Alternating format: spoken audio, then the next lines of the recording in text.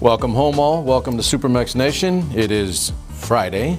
It has been 1 week. Cheap date night and tag that track in the evening. So I'm kind of solo. I'm solo tonight. Swainbo, my usual crime partner on the Fridays, we're going to have to work something out because this guy, I mean, he's literally, I got to be careful with it. Nowadays, everything's touchy, right? I was going to say he's a Jamaican man. He's got like 19 jobs, and even that you got to be careful of. But he really does have like 20,000 jobs. So he teaches at, in the K through 12 system. He has his own school that he teaches at, and they've started up again. Central Unified officially is back on program, and most schools at this point have started again. So Swainbo's back in the swing, and his kids are all out of the house, like I am now too. I don't like using that empty nest term. I never did dig on that too much. But anyway, Swainbo's kids are all out and off in the world doing their thing one way or the other, and so are mine. So we kind of have that, that good, dad done thing, in common. And but he does have other gigs in addition to his regular gig, which is the teacher, the phenomenal teacher that he is. I hope he's not listening, because I don't want to hear him complimenting him too much. But he's a hell of a teacher. And he was a hell of a leader, by the way. He was a hell of a leader in education. And I'll say it to the day I die. He stepped out of administration because he didn't like what was going on in terms of just playing the game. And the dude actually stepped out and went back into the classroom on principle, because he was a principal. There you go. There's my wordplay for the day. Have love for my wordplay, right? So Swainbo actually stepped back out of, after working his way up into administration, and went back into the classroom because he did not like philosophically and on principle where the district was going with administration and how he was expected to conduct himself as a leader on his site and on his campus. And I got to tell you, that's nothing but, you could tell, obviously, I've got a lot of respect for the dude. He is legit. He is what education should be, at least in terms of leadership. And unfortunately, he's no longer in leadership. See how that works? People want better politicians. The good people don't run for political office anymore because they don't want to get dirty. It's the same thing in education and in other governmental systems, as a matter of fact. And that's kind of what you get. So anyway, Swainbo, we're going to have to work out when we can or when we cannot. But, no question, he's locked in. He will be with me whenever he is available, and I'm going to make some time scheduling so we can get him on, because here's the thing. He's not just knowledgeable in education. He's just a sound and all-around good perspective person to have for you. He doesn't see things strictly from a political blinder, left or right, middle, whatever. He sees things from a right and wrong perspective, and I think we've started that, very, very beginning, going back now a number of years now since we started. I view things on a right and wrong continuum. It's your choice to decide whether that's left or right for you or of you. But I have noticed a disturbing trend that's becoming more and more exacerbated. Insert joke, insert comma, as you see fit, as you need to. But it's almost like, okay, if I'm not left enough for somebody that's an extreme, left or liberal person, because they mean a lot of things right now. It's a lot of different things. Then automatically I'm not liberal enough, or I'm too conservative, or I'm right-wing. I'm not joking about that. I've heard that, okay? And on the other end, I got this a week or two ago, that I'm left because I'm not right enough on another issue. Therein lies the problem, ladies and gentlemen. We're making everything a right and left issue and not a right and a wrong issue, because I quite literally see things through that filter first. There are right and wrong issues. Some of them we're going to deal with tonight, by the way, for tonight. It's not like it's a super heavy show in terms of the thought. It's just relevant points and relevant issues to keep yourself aware of. But I really see these as a right and wrong issue. If you want to politicize them and make them right or left, then that's your choice. And I support you entirely. I'd gladly go fight and die again if I had to support your right. You're American. You're free to choose. But I will say this and state openly, by no means will I alter, deviate, or change my pattern or program based on the fact that it's not what you want to hear. Sorry. It's a free country. You don't have to stay. You can leave. You can go somewhere else, because, as I've said before, and I've been saying this for over a year now, there are plenty of other places you can go to hear exactly what you want. I'm not that.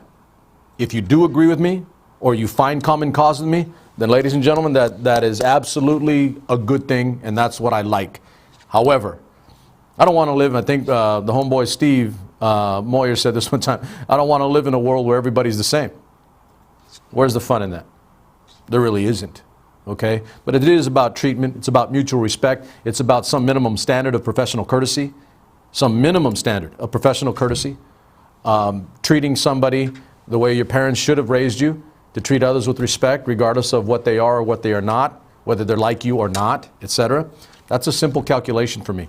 Right and wrong issues, and that's kind of what I've got keyed up for you tonight. And I think there's simple issues. There are right and wrong issues. Some of them have been with us for quite a while. Some of them are current. Some of them not so much.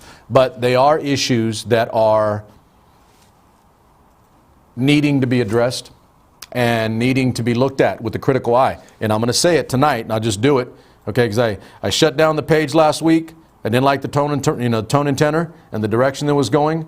A lot of bombarding, a lot of ganging up, a lot of if you're not like me, then you're wrong. You know, there's some simple stuff here, ladies and gentlemen. 1 + 1 = 2. If you're saying it equals 3, then you're wrong. Okay, you're wrong. If you tell me 1 + 1 is adding up to 3, then forgive me if I look at you crazy when you tell me that it's actually 3 and not 2. Because we have a lot of that going on right now too. People are interpreting entirely different one perspective of an aspect of information, and they're interpreting them in entirely different ways, simply because of their political viewpoints or the tribe that they, well, a tribe called Quest that they hang out in, right? There's a funny joke for some of you that might get that. But that is quite literally part and parcel of what the problem is that is skewing our mentality or our direction in how we go forward with addressing real issues that need to be solved, that we've not solved because clearly they're still here. If we had solved them, they wouldn't be still plaguing us today. Okay? And those are some of the ones that, you know, we'll quite literally get to, you know, for right now. So here's where we go. So this is what I want to do.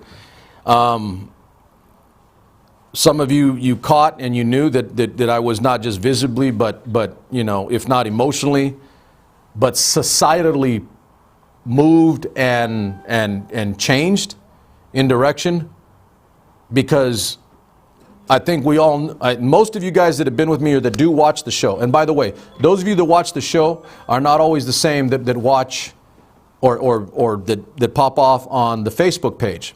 They're two separate entities. One is supposed to support the other. That's this, okay? That's a direction for me. Okay, but those of you that have been with me for quite some time and a little bit, you kind of know this, right? If I see something, then I'm going to bring it up, and I'm not going to care if you like it or love it. I'm going to see it as I see it, and I'm going to give it out to you. But remember and bear in mind that I've never told you to go vote for this person or that person. I've never done that. Never done that. And as long as I have that ability, I will continue to conduct myself in that ethical fashion, because that is a code of ethics on my part. I don't want to have to tell you, go do this and go do that. And by extension, please don't watch because you're coming to me for that direction. Oh, how should I vote? Maybe I should go listen to SuperMex. No. Listen. Factual information. Don't let outside influence skew your view of what should be facts. 1 + 1 still has to add up to 2. Even if somebody doesn't want it to add up to 2 because it doesn't fit their narrative, doesn't suit their need, or doesn't fit in the framework of their own selfishness and what they need. Again, insert joke here as you see fit. You're supposed to take information, and with a good American mind, hopefully you got a good American education. Don't want to insert joke there, but you're supposed to interpret and make your decisions for yourself. And I will say I've done a hell of a job of speaking truth here, even when you don't want to hear it, and telling you what I feel, what I believe, and then you internalize that, and then you make a decision that is best for you and yours. I have never done counter to that. I don't plan on changing that anytime soon. You guys know the rule. It's a little too late in the game for me. Not going to do that. So some of the ones that we will touch on that I think and that they are bothering me a little bit. This is going to be, it should be an easy night tonight. Should be an easy night tonight. Depends, you know, you never know, right? In today's toxic socio-political climate, that's on the page, by the way, if you don't know that. That's why this page started. That's why this show continued, to clean up the toxic socio-political climate. A little bit of a mouthful, but a necessary mouthful. Okay? For those of you guys old enough, you got to know you're going to get that castor oil, right? The spoon. And you got to suck it down. You don't want to, and it's nasty and it tastes, but your mom's going to make you take that medicine. Your mom is going to make you take that medicine. In a way, definitely on the political end, if not the social and the cultural, the artistic, the entertainment, etc. Definitely not those so much. But on the political, I've got that castor oil for you. You may not like it, but you know you need the medicine. Okay? If at the very least, even if you do not agree with me after we're done with whatever that issue is, you'll at least be able to look me in the eye and respect the fact that you know that I'm telling you the truth, not an untruth. And maybe you learn what I am that is not quite what you are. You want to solve problem, you want to solve issue? Understand the people around you, not just yourself. Don't hang out with people, just parrot everything that you hear and you say. Open yourself and expose yourself to newer and different. One quick digression before we get into the meat and the body of tonight's evening. Now that I've said that, I'm going to share a little bit of a not necessarily an epiphanious moment, but some crystallization for me personally. So you know, as I've perpetrated and tried to get you to understand, I do believe that it's important and incumbent on us to go live, to go expose, to go do, to expose yourself to different people, to expose yourself to different places, different perspectives, different ideas, and different, not necessarily jobs, but avocations and gigs. And here's where I go. So yesterday I was with some people. They are Windsong Production, and I was at their studio, and we did a shoot for a commercial. Full disclosure, because I do not lie, I don't know if it was like a nervous or anxious, tension on my part. But here's the thing, ladies and gentlemen, I wanted to do it good. I wanted to do it right. I wanted to be good at this, and it actually concerned me that I might not be able to do it good. And I'll say it on record. I don't think I did it as, at 100%, not just for me, but just for what I wanted them to see or what I wanted them to get. I don't feel I did. Full disclosure. You heard me. It's on record now. I think I did okay. A big thank you to a young lady named Elida Avina, who coached me and directed me, produced me, or whatever. Is that all good? Is that all good, KP? All of the above? Coached, I guess, for me, because I'm in the coaching world, right? But she walked me through, read Spanish for me, because the commercial's in Spanish, by the way, and some of you guys are going to get a kick out of that. Yes, I do speak some Spanish, not perfect, but I do. So she walked me through the process. She recited, and she broke down, she enunciated, she helped me cognitively get past my struggle with being able to do these lines, and some of them were some difficult words. Instantáneamente, that means instantly in Spanish, and that was a hiccup for me. I had a little bit of an issue with that. I'll say it again because now I kind of got it. Instantáneamente. That was it's more than a few syllables, and it was hard, specifically in the middle of a long line, and then I had to have the breath to do that. So my point being is this: I put myself in a difficult position, and it wasn't optimal. It wasn't 100. All right, I'm creeping on a half century of life. And I've always said, I don't want to get to a point in my life where everything's just easy and everything is just taken care of for you. That's not how you grow. That's not how you cognitively, intellectually develop and further yourself as an individual. I honestly and fundamentally believe that. And by the way, research bears me out. Research bears me out. But it was a good time yesterday. So a big thank you to Elida Avina, Byron, the guy who runs the whole show at Windsong, Joel, who's the one that brought me back from the first side bit that I did with the commercial, on a commercial, Jesse Irwin, Christina, the gal that I joked with her, I'm a makeup virgin. I've never had makeup on my face ever, my entire life, until this young lady put some makeup on me for the camera. I don't even do it for here, by the way. So I don't do makeup. I'm not doing that like a machismo thing. I just haven't had the need. And I've been fortunate and blessed, thank my mom and my pop, for good genetics, Like I said, I'm creeping on a half century. Not too much in terms of, visible crow's feet and the other. I think I'm doing okay other than loss of some hair. But everything else is functioning really damn good. Living a good life at, like I said, creeping on a half century. But I want to thank those people for doing everything they could to make sure that I felt like I was going to be as good as I can be. Because I'm on record as saying I don't think I was. When I did have a talk with Joel afterward, he told me that that's not bad, that's good, because I actually give a damn and I want to be good. And that's it entirely. I want to be good.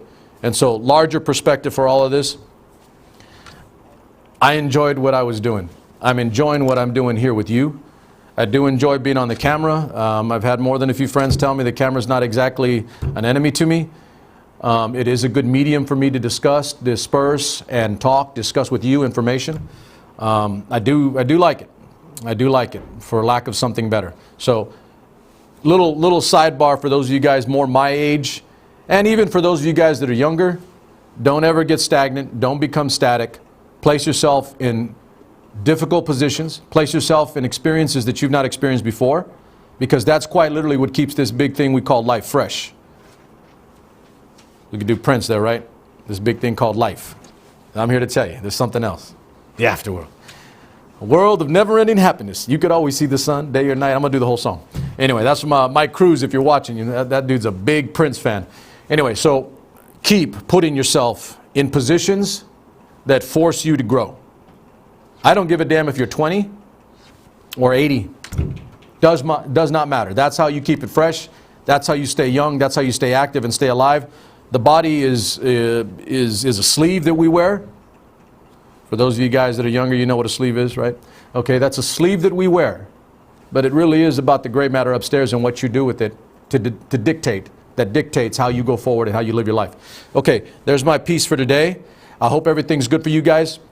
Like I said, I really enjoyed my time with Windsong Productions yesterday. And I have to give lastly a big shout out to my homeboy, Kepet. I kind of got it right. KP, my homeboy, he's the one that's getting me into this world of entertainers. And I don't want to be an entertainer per se. I want to be informative, right? At least for the show. But there is that other aspect of me that you guys don't know about. I do enjoy that. I do love having a good time with people. I love watching somebody feeling better about their life because I did something that either got them to laugh or to think. Ladies and gentlemen, there's a scary thought, right? Not all movies are comedies. Not all movies are satires. We could be those Greeks, right? Drama, satire, comedy, all the above, from the ancient Greeks. So thank you to all of the above. Really did appreciate it, and I will do more. There's no question in my mind that I'm going to want to do, and I definitely have a feeling that there's going to be want for more. Not the greatest on the planet, but I'd be lying if I say I didn't think I had something to offer. I definitely do. Okay, so here we go. Let's get to some heavy stuff, but in the short term. Okay, so we've gone, I think tomorrow. Tomorrow will be roughly 2 weeks. 2 weeks. And then 3 prior to that, but 2 weeks since the El Paso and the Dayton shootings. And don't get me wrong, we've had some others. There have been some other. The cop shooting in Philadelphia the other day, I was like, come on, man. 6 cops. I don't think any of them died. Fortunately, prayers to their families, the cops in Philadelphia that were shot at and hit. I think, if I'm incorrect, I'll retract later, but I think they all survived. Blessings to them. Thanks to big love for their families, obviously, because they didn't lose anybody. So that was recent. But those 2 shootings a couple weeks ago, the Dayton shooting and the El Paso shooting, and then the week prior to that, I believe it was on the Sunday at the Gilroy Garlic Festival, there were 3 slaughtered, killed by one guy at the Gilroy Garlic Festival, and there was a 6-year-old and a 13-year-old. I did post that on my page, what I was going to say a little prior, but those of you guys that have been with me know that I've always acknowledged in these mass shootings the victims, never brought any attention or aggrandizement of any kind to the killers. It's about the people that were lost, not the evil that was done. And I've always done that. And I'll say it here. For some of you that might be questioning, I'm going to cut you off right now. There have been a lot of shootings. And last I checked, the bullet isn't The bullet isn't coordinated or programmed for color or ethnicity. A bullet's going to hit you and it's going to kill you. Whether you're white, black, blue, brown, or green, it does not matter. Okay, and I watched, there was a guy, one of the El Paso survivors. The dude has literally been like camped out at the site where his wife was killed. They've been together a long time. They're an older couple. And the dude almost, made me bust a tear because, he said this is the love of his life. They were inseparable. She was the only family he had. And I was like, oh, damn, man, that hurts. But that's all ongoing. That's now. And so let's get to the skinny of it. I said there were two topics, right? There was the issue of weapons, and there was the issue of the reason why race or race hate. Different, and I know it's different for the Dayton guy than it is from the El Paso guy. And I think even a little different from the Gilroy guy. That'll all flesh out, and you guys will get the information on that. But I thought the simplest, okay, those are harder problems to solve. I really do believe that. Those are societal issues that we have to face each other, and that's why I raised the damn issue in the first place. Those are hard issues, okay? But let's go to the one that I think, ladies and gentlemen, should not be that difficult. I really don't believe this should be that difficult. And I've said it before, and I'll say it again. I'm a vet, and I'm not just a vet without too much of the hardness for other vets, but I'm an infantry vet. I was trained on assault weapons. I was trained on assault weapons specifically. That was my job. And everybody in my family, infantry. Infantry. We're the first line. We're the guys with the rifles marching into the mess. Okay, so I'm a Second Amendment guy. I'm a First Amendment guy. But there are caveats, and I've said this more than a few times, and I'm going to reiterate for strength and for clarity. You cannot yell fire in a fire. Apologies. You cannot yell fire in a crowded building. Okay, because now your right to free speech, yelling fire, if that is your right to free speech, now impinges on the safety and life, liberty, and the pursuit of happiness of all those people around you. And you can be prosecuted for that. So the minute your rights impinge and infringe on the rights of your fellow Americans, then you begin to lose those rights. I think generally everybody understands that. We all understand that. You get your rights and your freedoms so long as you're not harming or hurting other people. That's the understanding. There's no blanket whatever saying, this is your right and you can do whatever the hell you want. No. The social contract.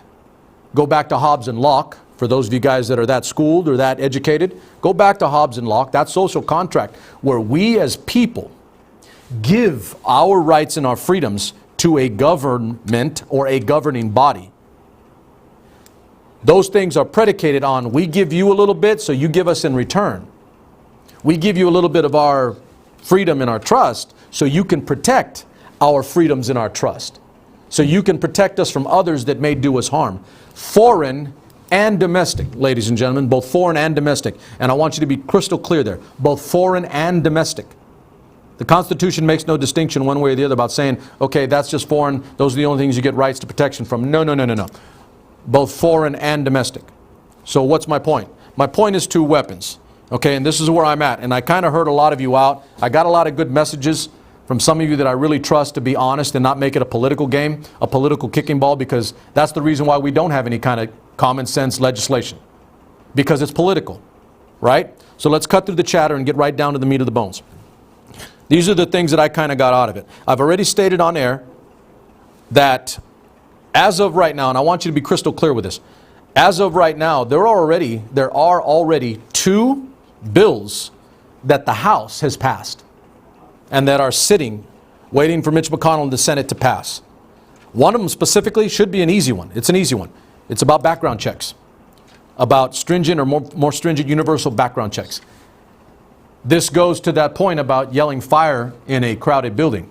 Okay, not everybody should have a weapon in their hand. You got some whack job, whether they're lucid or not in intellectual thought, or whether they just have hate in their system and they just want to go blow somebody away.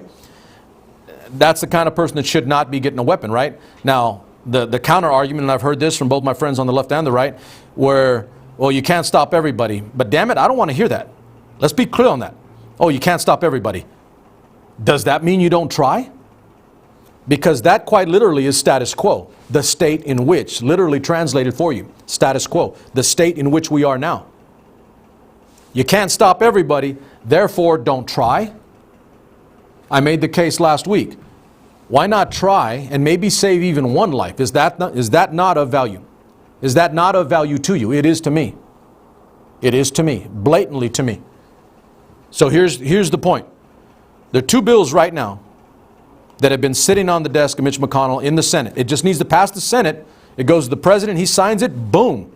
You have much more stringent and a better universal background checks to try to get people that don't deserve to have killing weapons in their hands, so that maybe we prevent another disaster, maybe we prevent another slaughter. I don't think that's a lot to ask. I think that's easy. That's really easy.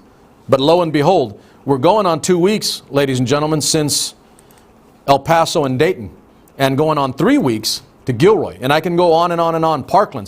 The people at Parkland were bringing up this issue again because, here we go, there were promises made after the Parkland massacre, and nothing has happened. And they're saying that they're not going to do anything until they come back in session in another month. Do we need to see another slaughter between now and then? Because let's face it, whether you want to hear it or not, whether you want to admit to it or not, can anybody look me in the eye with a straight face and tell me that they can honestly tell me they don't think that another massacre or shooting will happen between now and then? Not anybody in America can make that claim to me. Not anybody in America can look me in the eye with honesty and clarity and real patriotism and tell me that no, there won't be any more shootings like that until we get back in session, the Congress, and they pass a damn bill. You can't tell me that, because you know it'd be a lie. And it might be easy for you guys off camera when you're not with me, or you're on Facebook popping off, to me. But when you sit in front of me and you look me in the eye, it gets really difficult to lie to me. Really difficult. That's why some of you probably don't want to sit with me personally, because I'll call you out and I'll look right through you and call you a liar. I won't do anything to you other than shame the hell out of you for lying. Okay? Hopefully none of you are that. Hopefully you can all understand and acknowledge that if we pass nothing, then we will stop nothing. It's that simple. There, ladies and gentlemen, from the top of the hour, there's my recitation and my run back to you in this lesson plan of the night. 1 + 1 = 2. Don't tell me it equals 3. I'm going to slap that number out of your hand and say no good. 1 + 1 is equaling 2. It's that simple when it comes to weapons. If we do nothing, we stop nothing. Absolutely nothing. And that is the state in which, status quo, we are in right now. And that bothers the hell out of me. And if I'm wrong for it, or if you don't want to hear it, ladies and gentlemen, it's a free country. You don't have to listen. You don't have to be on the page. But I'm still going to do it. Okay? So let me give you a little more. I have stated openly, I don't know how they do it, and I was honest about that too. I genuinely do not know. It's not going to be easy. But I do know this for a fact. I don't want to see some young nuthead running around with an AK, an AR-15, or other type of assault weapon with a 100-round drum spraying people. That's a hell no. Let's not equivocate here. That's a hell no. That's simple to you. We don't need little guys running around with assault weapons and a 100-round drum for ammunition. Unnecessary. For the first time, or going back now, because I've been leaning that way, I'm moving that way, there needs to be some type of assault weapon legislation. I threw this out because it's a little different. You say ban, and it starts scaring the hell out of a lot of people that have weapons. I get that part, because I have friends that have weapons. How about this? How about let's categorize or classify assault weapons differently than we do handguns? And differently, and you're saying, okay, it's assault, I get it. Okay, but let's make a distinction in saying this type of assault weapon with this kind of capacity, this kind of magazine, this kind of rapid fire, let's make that different than these other weapons. Because now I think the legislation becomes more clear, because we're still not all there, by the way. We do have something of assault weapons ban, right? Okay, there are things you can and cannot buy. The guy in Gilroy bought his weapon in Nevada, by the way. But we need to have consistency throughout the country. That's one thing that's for sure. There are states' rights issues, and then there are American issues. And I think this needs to be an American issue, because it is an American plague. So I'm not totally cool with assault weapons in the hands of young people. Interpret that how you need to see fit, but we need legislation somewhere. Okay, and this is one, the little Yang dude threw me, and I'm beginning to like little Andrew Yang. This guy was busted a move, and media will cover everything, right? Andrew Yang was dancing yesterday. I can't remember it was one of the slides, I can't remember, one of the dances. He was line dancing, and it was like, listen to this little dude. But he brought up a good point. And I know it's not going to be easy, but I'm going to say it again. In what damn world do we as Americans live when Americans are afraid to do the hard things? Seriously. When did we give that up? When did we lose that bone in the body? When did that become our national appendix? I don't know. Because in my world, and maybe I'm wrong for it, because sometimes I am, I guess, I still think we should be trying to do that damn hard thing. Hell, run back 20 minutes. I just say, put yourself in difficulty. Put yourself in difficult situations, right? I described a moment for you, from me, on placing myself in a difficult situation where I felt uncomfortable. That doesn't happen very often for me. But I did it. This should be one of those instances, right? Seriously, think about it. Andrew Yang said, the technology is there. Watch this. No Asian jokes, damn it, by the way. All right. The technology is there for biometric signatures on weapons. Okay, some are calling to register all weapons. I'm not sure where I'm at with that. I'm not saying no, but I want to see how it works out, what the plan is. I'm being honest, straight. But I do believe that the technology is there, and I do think it's feasible. Because I'm going to tell you this. If I have a weapon, say I'm a gun owner, right? And I have a weapon. Say I have a handgun for home safety. Whatever you want. I'm Joe America. I'm a vet. I believe in my Second Amendment, and I have a handgun at home, nice little 9-round mag, and I'm good to go, right? I've got my weapon at home,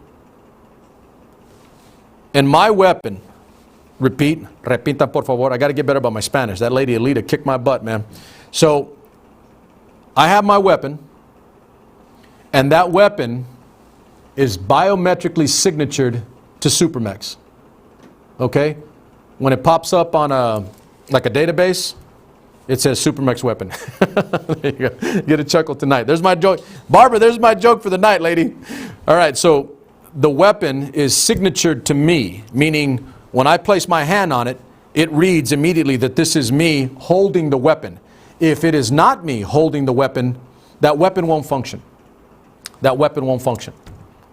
You're saying, well, what does that have to do with? My point is that somebody getting weapons, because let's face it, the argument, the counter argument is that they're going to get weapons anyway. The bad guys. You're right. There's always a mechanism. There's always a black market, okay? But how about this? If we had weapons, if we created weapons that were signatured to an individual owner, not like can't do all of them from the past, I get that. But going forward from now on, then through inertia and over time, by deduction, it'll get harder and harder for bad guys to use weapons that belong to other people because they simply won't function. In other words, they can't shoot. They can't hurt another person. That was smart. Now, I'm not sure how it plays out. And again, full disclosure here. I'm not sure how that plays out. But I do think logically we need to think on the tech end here. Okay, we do need to think on the tech end. How can technology help us solve this issue in addition to what we need to do in legislation as a country? It's smart, ladies and gentlemen. Those are the ways that we used to think as Americans, and maybe we're not thinking the same way anymore, but we need to bring that back. Bring it back. That's important. That's critical. So that's what I heard. Register all weapons, that's a different one, or buyback program, I've heard that too. And again, I'm still waiting on all this thing. There's a lot of talk, and I did this last week. All I've heard is talk, and I've seen no action. It's been almost 2 weeks, and I've seen nothing. So that I'm a little dismayed about and not in a good mood. Okay, I'm not in a good mood about it. Because ultimately the responsibility lies on us if we don't force that action. If we don't force them to act, ladies and gentlemen, they will not act. They will not act. And then you have no production, you have no movie, you have no commercial. They will not act. That was for you, KP. I'm making a joke. Okay, so those things I'm laying on the table. I'm kind of okay with some of them, like 100% I'm with them. Others I'm not sure because I want to see how it tables out, but I'm just throwing the words at you. Background check. That's on the table right now. There are 2 houses sitting on the desk of Mitch McConnell and he can pass the damn things and move it to the president. He signs, and we got a universal background check that's much more stringent than what we have now. That's something. And I think I did see that we have almost 80 to 90% approval on background checks with the average American. And that includes gun owners, weapon owners, people that believe in the Second Amendment like me. Okay? That's easy. Now, how the hell can't you do the easy thing? I digress. Hell, I just said we can't even do the hard thing, right? Can't even do the easy. We're in trouble. We're in a little bit of trouble. Okay, background checks, assault weapons. I definitely am entertaining and would like to hear more about an assault weapon. I don't want to use the ban thing, but I would say a reclassification to make some weapons different than others, because there clearly are differences. You can't go pop off 20 people at the DMV. I actually thought about that. I had to go to the DMV the other day, and for the first time in my life, I found myself looking around, looking for egress points. No joke. If you know what egress is, egress, ingress, entering, exiting. I was looking for egress points just in case somebody walks in with a weapon. I did that. If I'm doing that, the average American's doing it, all right, because I'm a little more military-minded for the obvious reason. Biometric signatures on weapons, so that if somebody picks up your weapon or somebody gets a weapon that is not registered, they cannot fire the weapon. They can't use the weapon. It will become inoperable. And then registration of weapons and buyback programs. And there's a lot of different thought on that. I'm entertaining the thought. Now I'm going to tell you why. Some of you here may not be with me on all of those, ladies and gentlemen. You may not like one, you may not like all. But let's just do this. Let's, for the sake of being American, damn it. You want to be a patriot? Work with your fellow American. There's some patriotism. That's a scary thought, right? Novel concept, but and equally scary. Think about those things: background checks, assault weapons, biometric signatures, and registration or buyback program. I'm entertaining all of them. But we need something. Just give me one, damn it. That's sad that I have to make that case. Give me something. Because almost 2 weeks have gone by, and 3 weeks for the Gilroy thing, and there was I don't know all the particulars, and I apologize for the Philadelphia thing. I just know cops were shot at and hit, and I think they survived. But it was by, I think, a lone gunman. This stuff is continuing. It's going on. Whether you like the reasons or not, it's happening. I don't think it's a lot to ask leadership to solve some problems or bring the number down. You and I both know, and I'm being deadly honest with you, you can't stop everybody. But if you're not trying, why the hell are you in leadership? Seriously, why are you there if you're not going to do anything? Pa fuera que no sirve. There's an old Spanish line. That means get the hell out because you're not doing the job. You're not worth it. Okay, let's move on. Those are my weapons issues. I want you talking about them. I want you dictating them. I want people discussing them without making it a damn left or right issue. This is a no left or no right. This is not a liberal conservative issue. In some cases, it's not even a Second Amendment issue. Some of these things you can do without losing your right to own a weapon. You can do some of these things and may bring a number down of kids getting slaughtered, and you're not losing the Second Amendment. I think it's easy. There I go, thinking it's easy, right? Okay, weapons. I want you actively discussing this. I want you thinking about it. Because when good minds all move in direction for common purpose, ladies and gentlemen, we have solution. Remember the show. Fact-based, never lied to you. Issue-oriented, we tackle the tough topics. And solution-driven. We actually try to solve problems here. Fact-based, issue-oriented, solution-driven. That is SuperMex Nation. Moving on. There was, it kind of flew under the radar, and that is pun intended. There was a weapon that was detonated / exploded in the Soviet, I was going to say Soviet Union. There's an old Cold War soldier for you. I went to Soviet Union before I said Russia. Man, that's bad. That's like 30 years deep.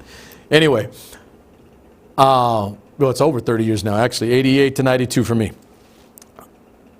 So let me break this down and make it as simple as possible. I don't want to spend too much time here, but we actually tinkered with this type of weapon, the United States, a long time ago.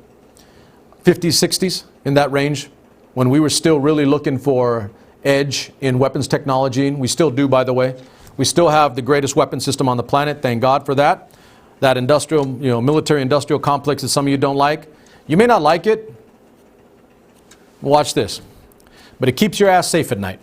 How about that? Military, and I guess I'm deep state. I'm going to go so deep, not going to come up for air. Military-industrial complex stuff. That's why we have the weapons we have. That's why we are the #1 power on the planet when it comes to lethality in weaponry and in warfare. Okay, so there's this weapon. It's not a nuclear warhead missile. It's a cruise missile that is nuclear powered. What's the distinction? Here's the distinction. It's not that difficult. I think you guys kind of get it. Instead of it being a missile that launches and then hits something and explodes and it's a nuclear detonation, okay, when it hits, nuclear destination finds its target. This weapon is actually nuclear powered. Powered. The engine is nuclear. The device that powers the weapon that moves the missile is nuclear. That's what they're tinkering. You're like, well, why would you do that? Well, because the ability for it to move with nuclear power, obviously everything scales up, right? So fast, it could slow. I mean, the way they described it was it could slow down and cruise under radar systems and hit different places multiple times and stay up because it could be powered indefinitely. Nuclear power. It's not a one-shot forgetting, you're done thing. It's a put it up and you continue to use it thing. Okay, we don't have it anymore. We never fully developed because it wasn't practical. Okay, but that's the type of weapon that Vladimir Putin is experimenting playing with, and a couple others, by the way, and I'll bring those to you as time goes on. Again, you do know you come here and I'll give you foreign policy like very few other places will. That's not an exaggeration anymore, ladies and gentlemen. I've lived a life and learned a life when it comes to foreign policy and the United States. And I will say I'm more expert than most, including some of our Congress people. They know other things, I know these. Okay, so be mindful because that thing exploded and they're not telling us the whole story. It initially said it killed 2 people, but it's more, like 7 or 8. And then it made an area in Russia, Ninotsk, I can't remember the name, Ninotsk or something like that, but it made that area nuclear toxic. Just like the Chernobyl thing back then, that was a reactor, that's different. But this thing, where it detonated, that area is now nuclear. Half-life, right? I want to get too geeky on you, but now that area, that's nuclear forever, at least in our existence, because it'll outlast us. Be mindful of that. Putin is not slowing down. The dude is still trying.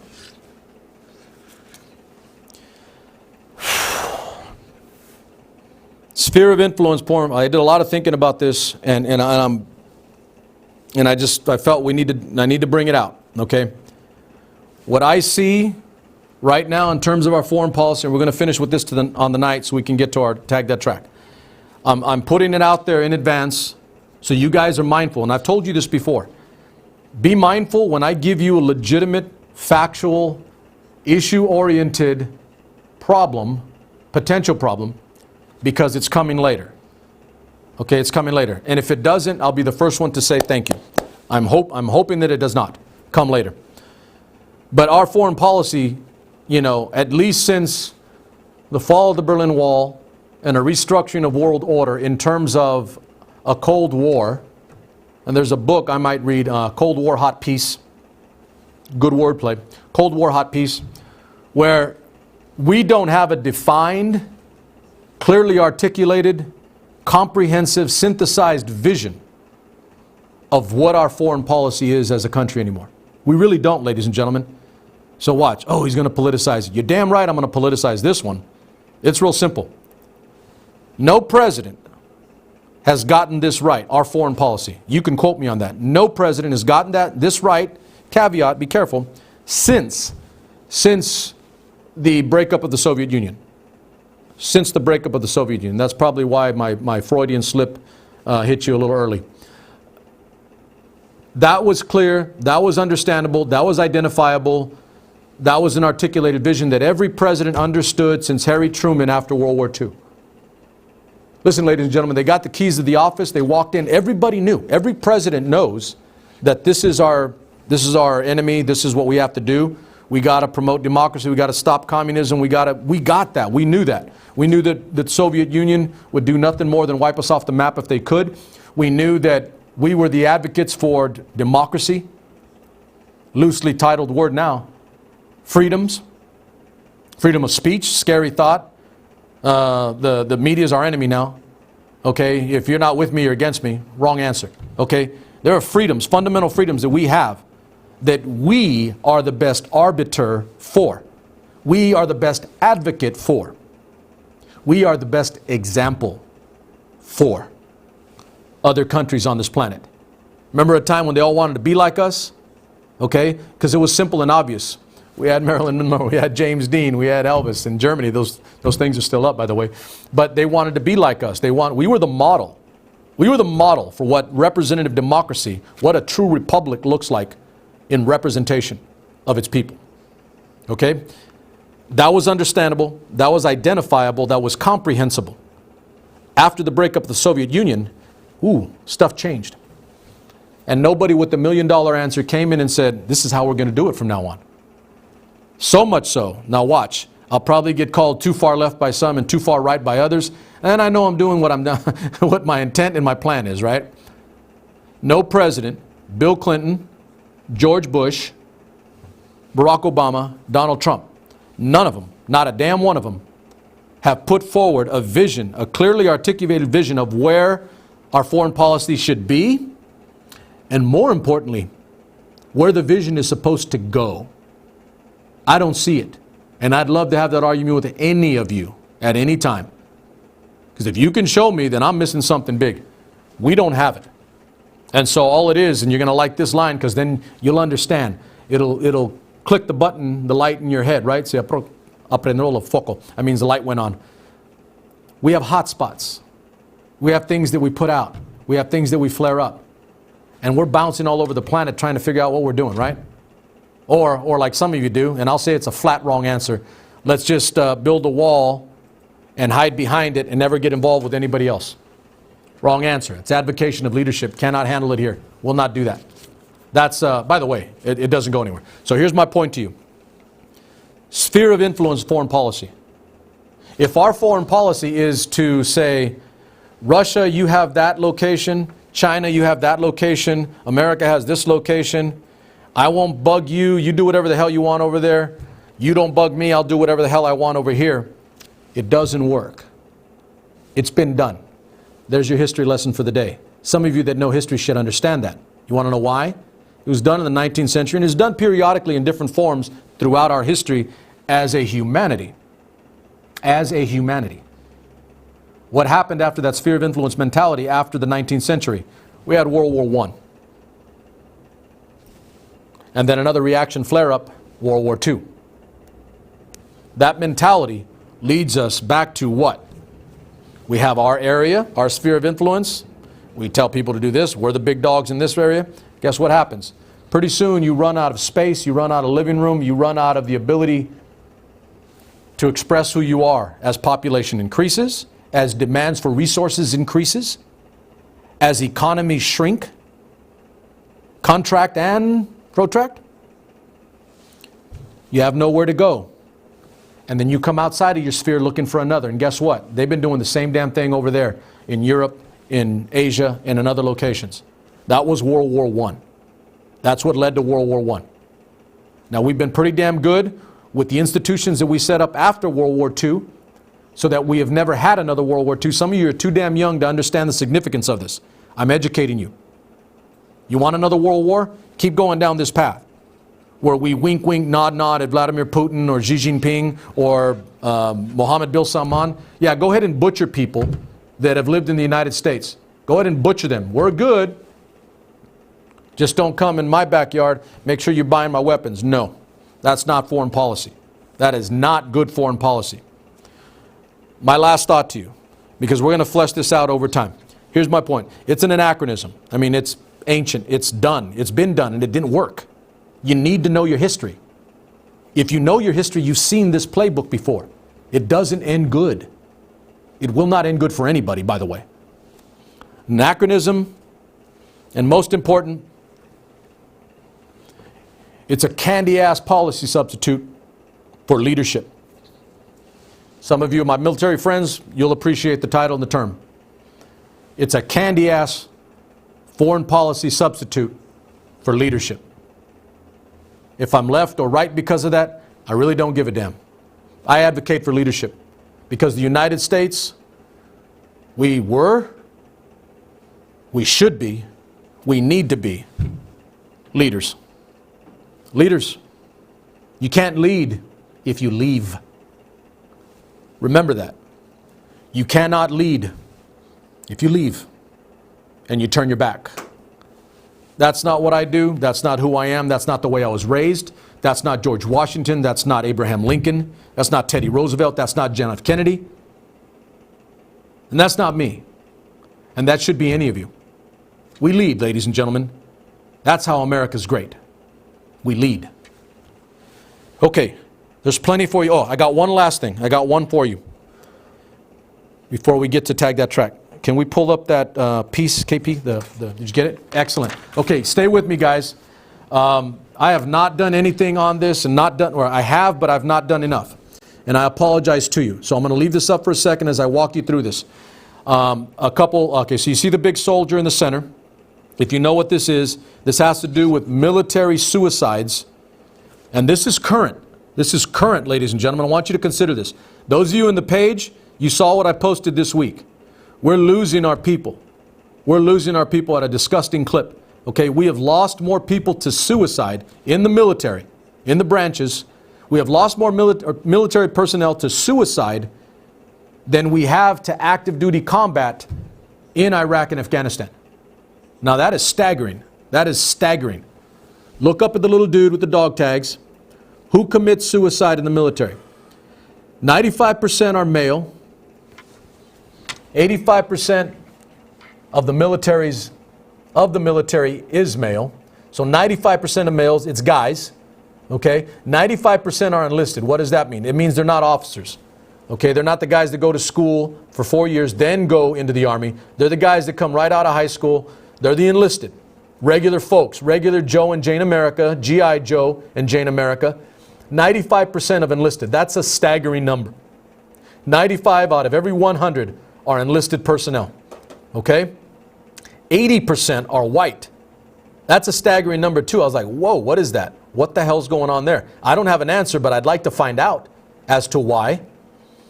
47% are under the age of 25. I think you get the number there. Okay, nearly half are under the age of 25. That's our young people, ladies and gentlemen. That's America's young people. Move up in the right-hand corner. 41% had received outpatient behavioral services.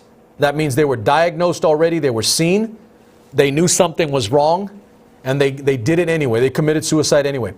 34% communicated the intent to die to someone. That means they warned somebody. They let somebody know.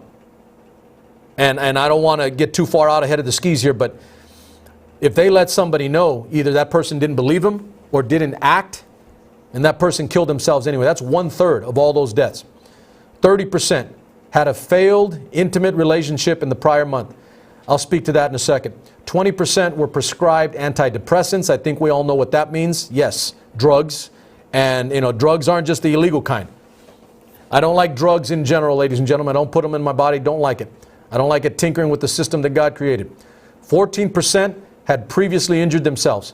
So an indicator that something was there and that they were willing to do damage to themselves, which is an adequate indicator that if you are willing to hurt yourself, harmful to yourself, then you are not thinking correctly. I will say that. I'm not saying it's a disease, but there's something wrong there. Okay, go ahead and take it off, KP.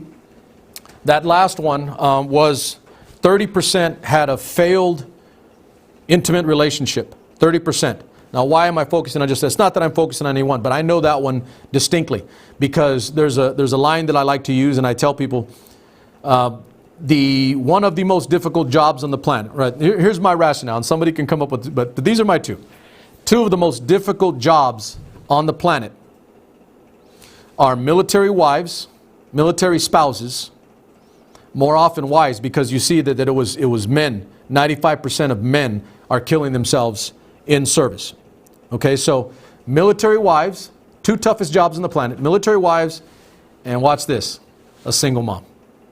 Single mom. I do believe that. I honestly believe that because I watched my mom raise 4 children on her own after my dad died when I was a little boy. So I am intimately aware of what that is. So back to this point. 30% of those cases are because of failed intimate relationships.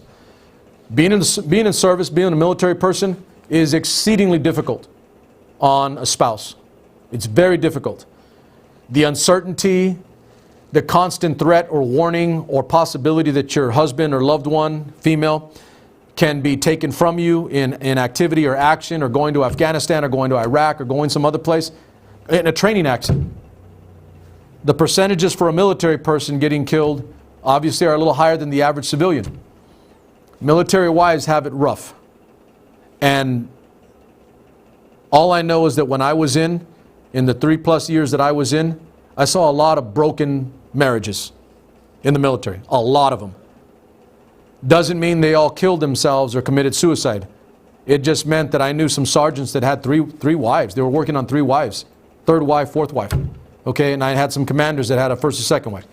I had some that had 2 failed marriages and they didn't want to ever get married again. I knew those kind of people because being in military, especially infantry, combat arms, those types of spec ops, special operators in all branches, it's a crazy difficult life on a spouse. It's a really difficult. So I'm going to say that before I wrap up tonight. I'm bringing the issue to you. KP, can you pull up a number real quick while I'm finishing up here? At www.veterans with an S. veteranscrisisline.net. See if we can pull that number up. veteranscrisisline.net. See if it pulls that up.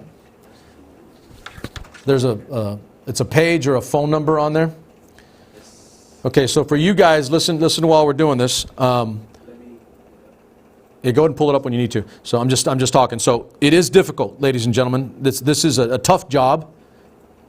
I'm glad that I never married while I was in service, because I was hell. I'm hell on my wife now because of the way I think. I know that for a fact. All right. There's your number. So look at the number there. Call Veterans Crisis Line. Are you a veteran in crisis or concerned about one? Notice that other number where they 30% plus actively told somebody that they were considering suicide, and then they committed suicide anyway because nobody did anything about it. Connect with the Veterans Crisis Line to reach caring, qualified responders. They're vets, ladies and gentlemen. They're fellow vets with the Department of Veteran Affairs. Many of them are veterans themselves. There you go. How to connect with the responder. There's the number 1-800-273. There's a text number. And I really like this on the side, on the far right. This free support is confidential. It's available 24/7. Serves all veterans, all service members. That includes, current, National Guard and reserves. And ladies and gentlemen, their family and friends. Thank you, KP.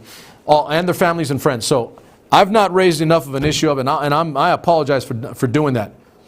Because it is a scary and staggering number of our people killing each other. Now, you could find all kinds of reasons and rationales, but I'm going to say this. I kind of know some of those reasons and rationale. Not that I wanted to, but I saw people that were close to doing it themselves. I saw broken homes. I saw broken families. I saw just hurt and loss. And it is crazy deep psychologically. Deep psychologically. You have the number, it's there. There are a lot of other good organizations. It's really easy. You can go to, go Bing it or Google it, and you can find a number. If you know of a vet, if you know of a serviceman that is having difficulty, and again, those are telltale signs, ladies and gentlemen, family. They're family. If they're having issues in the family, wife, husband, and children, if there are issues there and you know it, say something. Because it could lead to something ugly. And not just suicide, by the way, because there are instances where the vet or the serviceman will kill or harm others around him. And we don't want that. I think we can all be agreeable on that. Don't make this a damn left or right issue either, because I'm getting kind of tired of that.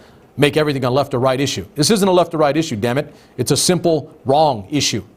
If you know somebody, say something. What's the worst? They may not be happy with you. You raise the issue. There's that. And then there's the conscience and your underscore later. If you find out something harmful happened to that person and you chose not to act. You know why? Because good vets, that's what we do. We act. We do something. Or at least yesterday we tried to act. We tried to act. We tried to act yesterday, homeboy. We tried. I think we got there. Okay, time to wrap up. All right, let me give you what we had last week. Good night, heavy issues. Ladies and gentlemen, I'm going to say it again. If you want to make these issues left or right, you're probably not listening to the right guy. You probably don't want to be here. And please, by all means and all forgiveness, don't let me keep you here. Don't let me keep you here. You're going to break my heart if you leave. No, actually, there's only a handful of you here that would break my heart if you left me. You'd break my heart. Like Fredo. You broke my heart, Fredo. I knew it was you. I knew it was you. You broke my heart. Okay, so last week's, and I did post these on the page, by the way, so you got these on the page, and I think I'm going to start doing that from now on. When I play music for you, I'm going to post the songs after the show, so you have them into the weekend. We have a good weekend. You'll know what SuperMex is listening to that night. So I'm going to go home and hang out with my wife. We got some stuff to do to get ready for my daughter's party tomorrow, her going away party, getting ready to move to New York to attack the big world. Got some stuff to do, but we're going to have a few beers. I am. My wife drinks wine. Okay, so here we go. Last week's music. Colder Weather by the Zac Brown Band. If I Die Young by the band Perry. Wanted by Hunter Hayes. Just a Kiss by Lady Antebellum. Blue Ain't Your Color by Keith Urban. That was a great singing song. Girl Crush. Who was it last week? I wasn't the only one. One of you popped on here and said that you have a crush on her too. Karen Fairchild. Man, I got a crush on that girl. Something about that one. Definitely something about that one. So, Girl Crush on Karen Fairchild in Little Big Town. Tennessee Whiskey by Chris Stapleton.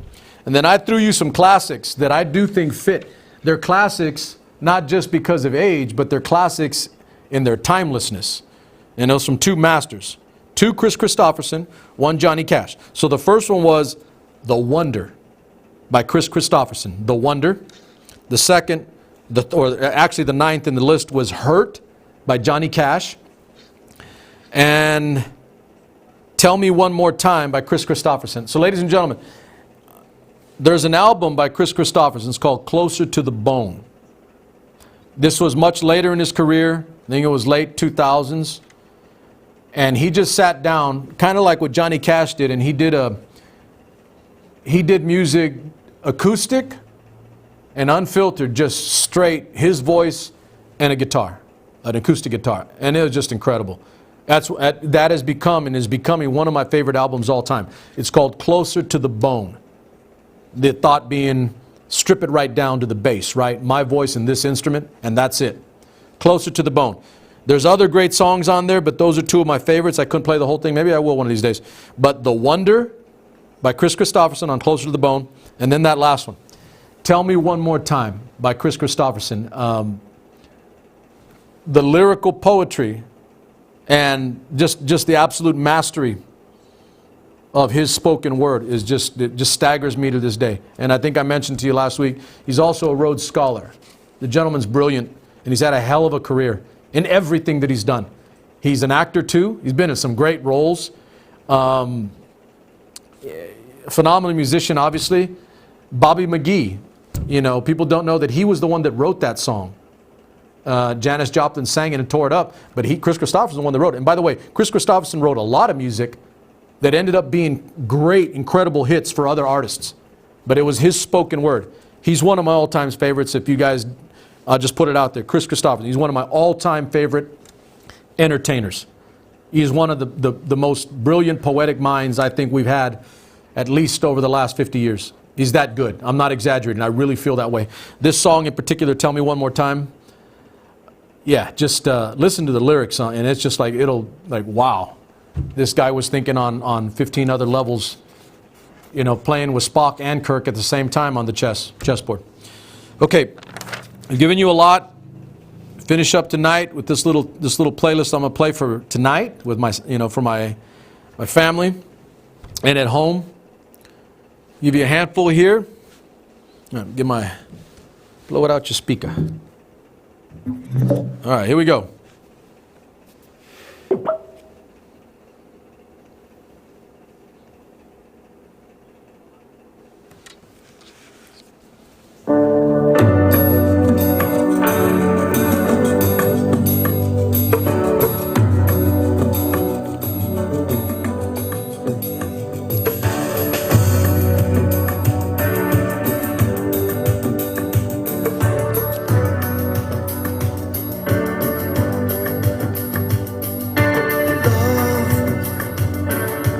right, give you a little bit because you know the deal. I got to cut off. YouTube has been butchering me lately. I've been pretty bad about it, so that's on me. So you'll see where I'm going right now. This is what I'm listening to tonight.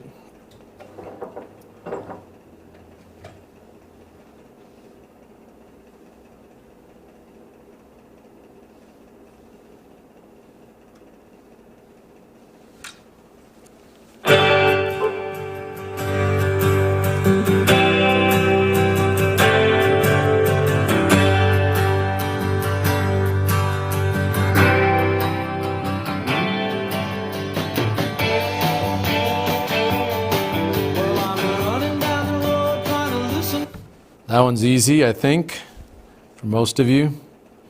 Now you get the tone and the tenor of where I'm going tonight.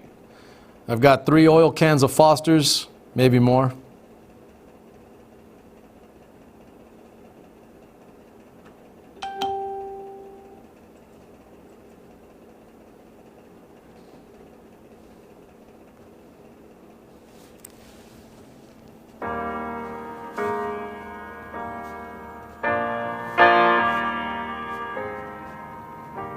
She can kill with a smile, she can wound with her eyes, and she can ruin your faith with her casual lies. All right, that one should be easy too, I hope. Maybe not for you younger guys, but guys and gals, but definitely some of my older folk.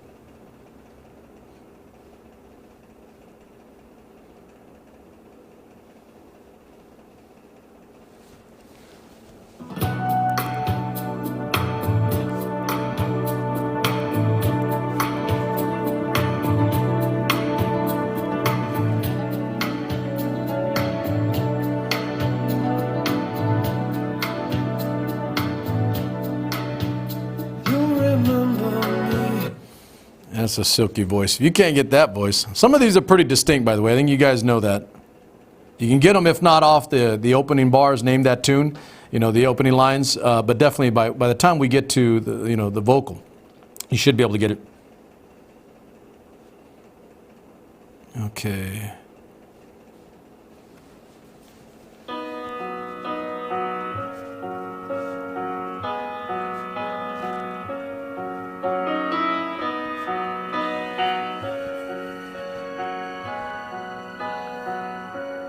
I know it's late. I know you're weary. Yeah, that's a great song. That's for you Wismers if you're listening. That's for you Wismers. I know you guys go to those concerts.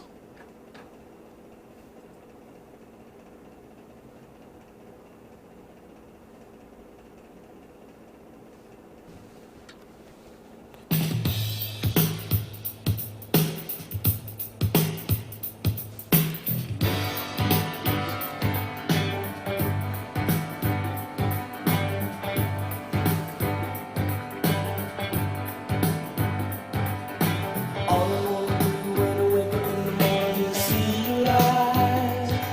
Rosanna, Rosanna. That one's easy once it's said.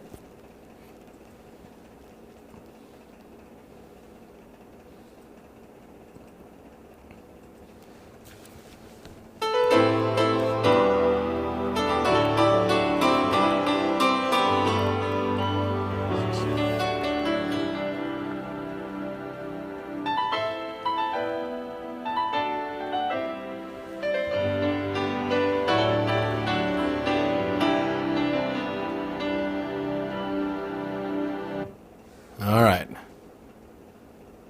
That's 1, 2, 3, 4, 5, 6, 7. Here's 8.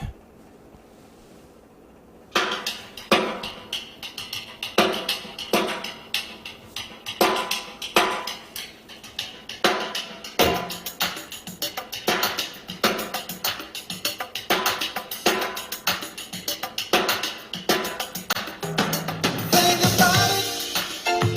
There must be higher love, down in love, hard hidden. Too much. This one for fun. See if you get this.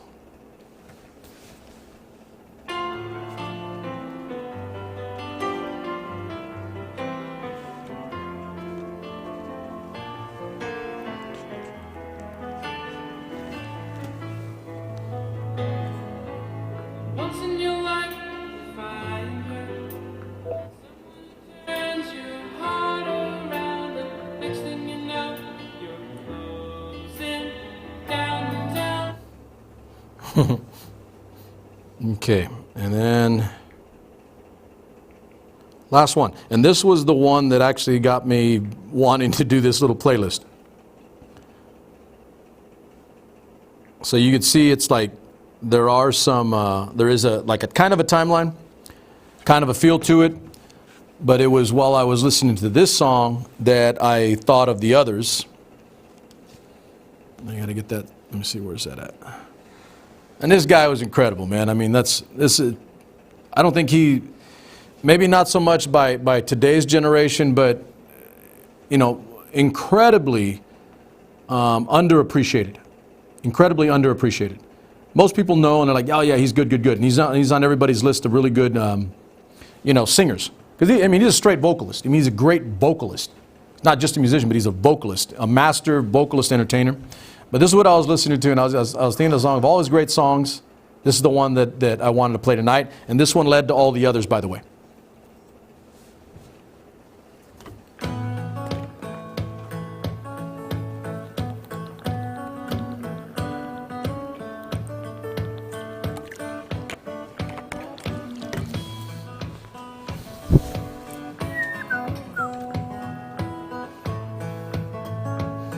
All right, pause so I can get to break it up.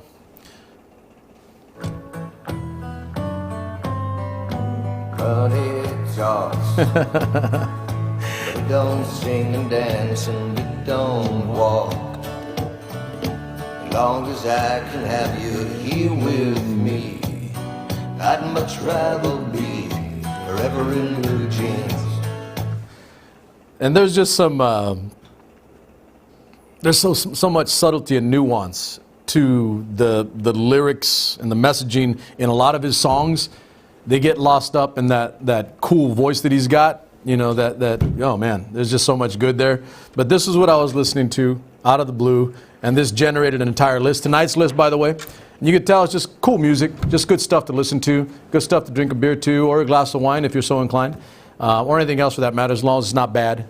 You know, SuperMex don't smoke, don't do drugs.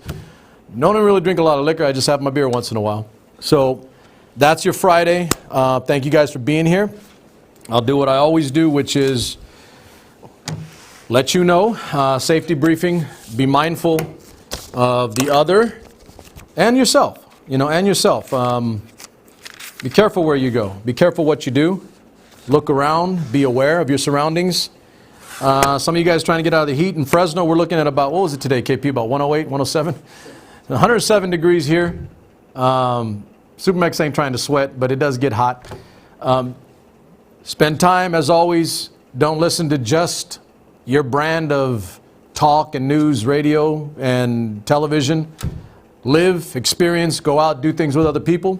Enjoy your life, because that's what leads to good decisions. And again, as always, be mindful, be careful when you go out, and be aware of your surroundings. And I want to make sure that everybody's back here next week. Same time, same bat channel, you know the deal. All right, SuperMex Nation is enjoying, and we are out.